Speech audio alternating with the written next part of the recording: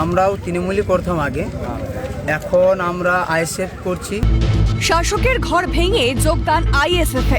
পশ্চিম বর্ধমান জেলায় উড়ল আইএসএফ এর ঝান্ডা। সংখ্যালঘু অধ্যুষিত বান্দবেশ্বর বিধানসভার জেমুয়ার ঘটনা। আমরা বর্তমান যে আগে যে সরকার আছে এখন শাসক সরকার, আমরাও তৃণমূলই করতাম আগে, এখন আমরা আইএসএফ করছি। কিন্তু কেন?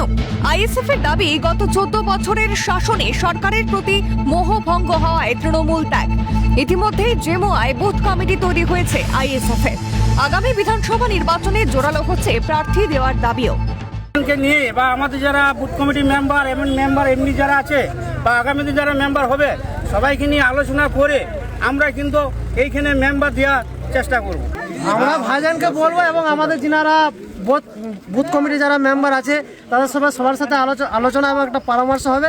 আমরা যা কিছু করব আলোচনার মাধ্যমে হবে। আমার ভাইজানকে অনুরোধ করব এবং বলবো যেন আমাদের এলাকায় এখানে প্রার্থী দেওয়া হয়।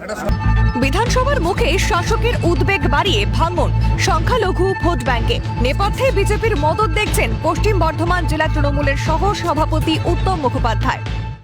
দেখুন, আইএসএফ নতুন করে ফ্ল্যাগ লাগিয়েছে, কারণ মদত পুষ্ট হয়ে লাগাচ্ছে।